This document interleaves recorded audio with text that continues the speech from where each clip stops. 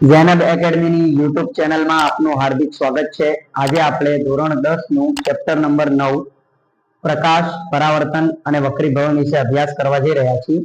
સૌપ્રથમ આપણે ચેપ્ટરના ઇન્ટ્રોડક્શન થી આગળ વધીશું। પ્રકાશ, પરાવર્તન અને વક્રીભવન। તો સૌથી પહેલા પ્રકાશ એટલે શું?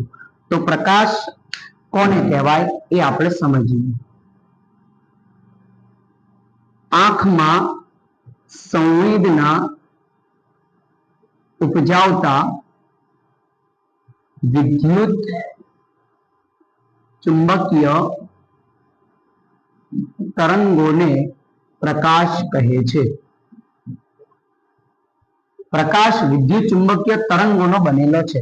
આંખમાં સંવેદના એટલે આપણે કોઈ પણ એક અંધારા ઓરડામાં હોઈએ, અચાનક લાઈટ ચાલુ થઈ જાય તો એના કારણે આપણી આંખ પર જે જોર પડે છે, આપણી આંખને જે તકલીફ થાય છે તેને આપણે સંવેદના કહી શકીએ। પ્રકાશના પ્રસરણ માટે કોઈ પણ માધ્યમની જરૂર નથી। પ્રકાશ શૂન્યાવકાશમાં પણ પ્રસરણ પામે છે। પ્રકાશના પ્રસરણ માટે માધ્યમની જરૂર નથી।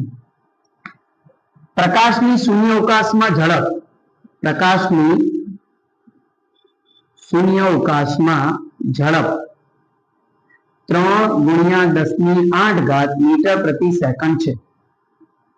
પ્રકાશ જે આપણને દેખાય છે, દ્રશ્ય પ્રકાશ, તેની તરંગ લંબાઈ, દ્રશ્ય પ્રકાશની તરંગ લંબાઈ 4000 એંગસ્ટ્રોમ થી 7000 એંગસ્ટ્રોમ છે। આ એંગસ્ટ્રોમ એક માપનનો એકમ જ છે। 1 એંગસ્ટ્રોમ બરાબર થાય વિદ્યાર્થી મિત્રો 10⁻10 મીટર। દ્રશ્ય પ્રકાશ કોને કહેવાય? કે દ્રશ્ય પ્રકાશ એક વિસ્તાર છે જેમાં આપણે પ્રકાશના વિવિધ રંગો, વિવિધ કલર જોઈ શકીએ છીએ। પીળો, લીલો, વાદળી, ગુલાબી દરેક રંગો આપણને દ્રશ્ય પ્રકાશમાં દેખાય છે। એના સિવાયનું દરેક વસ્તુ માત્ર ને માત્ર આખી સૃષ્ટિના અંદર બ્લેક અને વ્હાઇટ કલરમાં જ આવેલું છે। હવે આ પ્રકાશના પછી આપણે બીજો ટર્મ જે છે પરાવર્તન, તેને સમજવા પ્રયત્ન કરીએ કે પરાવર્તન કોને કહેવાય? પરાવર્તન એટલે કે પાછું ફરવું। અહીંયા આપણે પ્રકાશનું પરાવર્તન શીખી રહ્યા છીએ તો એનો મતલબ થશે કે ચળકાટ ધરાવતી, પ્રકાશનું પરાવર્તન। કોનું પરાવર્તન? પ્રકાશનું। ચળકાટ ધરાવતી સપાટી પરથી પ્રકાશના પાછા ફરવાની ઘટનાને પ્રકાશનું પરાવર્તન કહે છે।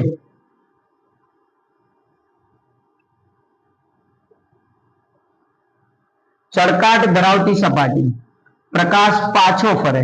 હવે એની કંઈક આકૃતિ આ પ્રકારે આપણે બનાવી શકીએ કે અહીંયા મારી પાસે એક ચળકાટ ધરાવતી સપાટી છે। આ જે આપણે લાઈનો કરી રહ્યા છીએ એને કહેવાય પોલિશ કરેલી ચળકાટ ધરાવતી સપાટી। આ પ્રકાશનું કિરણ આવ્યું, આવે તે કિરણનું નામ છે આપાત કિરણ। અહીંયા એક સપાટીએ લંબ છે, અહીંથી પ્રકાશ પાછો ફરશે, આને કહેવાય પરાવર્તિત કિરણ। આ લંબ, આપાત કિરણે લંબ સાથે જે ખૂણો બનાવ્યો તેને કહેવાય આપાત કોણ, અને પરાવર્તિત કિરણે લંબ સાથે જે ખૂણો બનાવ્યો તેને કહેવાય પરાવર્તિત કોણ। પ્રકાશનું પરાવર્તન, ચળકાટ ધરાવતી સપાટી પરથી પ્રકાશના પાછા ફરવાની ઘટનાને પ્રકાશનું પરાવર્તન કહે છે। ઓકે, હવે આ પરાવર્તનના આપણી જોડે નિયમો પણ છે। થિયરી કેવા પ્રકારની પૂછાય છે તેની પણ ચર્ચા હું કરી લઉં છું કે પ્રકાશના પરાવર્તનમાંથી થિયરી કેવા પ્રકારની પૂછાય છે। સૌપ્રથમ થિયરીનો ટોપિક જે છે એ કંઈક આ પ્રકારે છે કે પ્રકાશનું પરાવર્તન એટલે શું, પરાવર્તનના નિયમો જણાવો।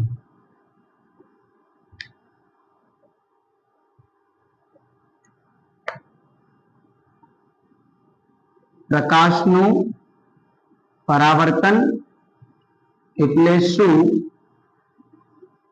પરાવર્તનના નિયમો જણાવો. સૌથી પહેલા આની ડેફિનેશન લખવી પડશે. ચળકાટ ધરાવતી સપાટી પાસે ચળકાટ ધરાવતી સપાટી પર પ્રકાશનું ત્રાંસુ કિરણ આપાત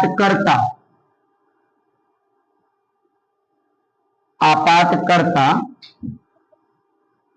લંબ પાસેથી પાછા ફરવાની ઘટનાને પ્રકાશનું પરાવર્તન કહે છે. સમજીએ જરા વિસ્તારથી. આપણી પાસે અહીંયા હમણાં જ આકૃતિ દોરીથી ફરીથી બનાવું છું. આ પ્રકાશનું ત્રાંસુ કિરણ આવ્યું, એનું નામ છે વિદ્યાર્થી મિત્રો આપાત કિરણ. અહીંયા એક સપાટીય લંબ બનશે, આ છે લંબ. અહીંથી પાછું જાય, આ છે પરાવર્તિત કિરણ. આપાત કિરણે લંબ સાથે જે ખૂણો બનાવ્યો એનું નામ આપાત કોણ આઈ. પરાવર્તિત કિરણે લંબ સાથે જે ખૂણો બનાવ્યો એનું નામ પરાવર્તિત કોણ આર. હવે તેના નિયમો. પ્રકાશના પરાવર્તનના બે નિયમો છે.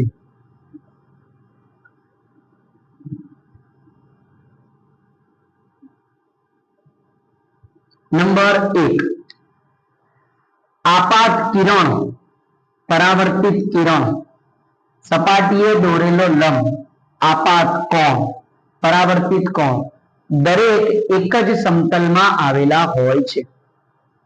ફરીથી એકવાર, આપાત કિરણ આપાત કોણ પરાવર્તિત કિરણ પરાવર્તિત કોણ અને સપાટીએ દોરેલા લંબ એક જ સમતલમાં આવેલા હોય છે. સમતલ કોને કહી શકીએ?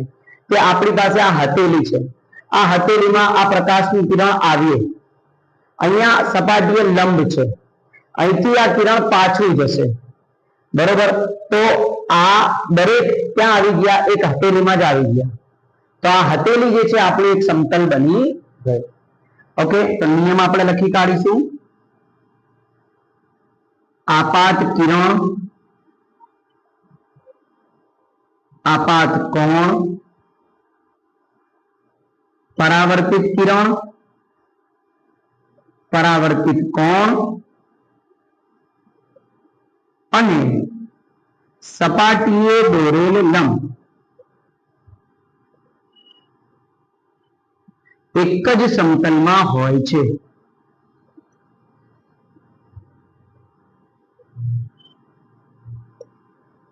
નિયમ નંબર 2.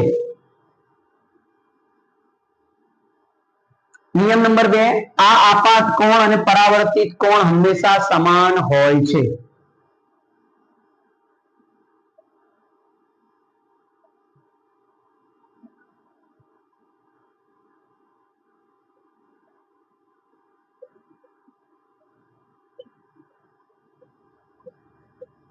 એટલે કે ખૂણો I બરાબર ખૂણો R.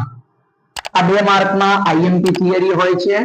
બોર્ડની પરીક્ષામાં 2 માર્કના અંદર પૂછાય છે. પ્રકાશનું પરાવર્તન એટલે શું? પરાવર્તનના નિયમો જણાવો.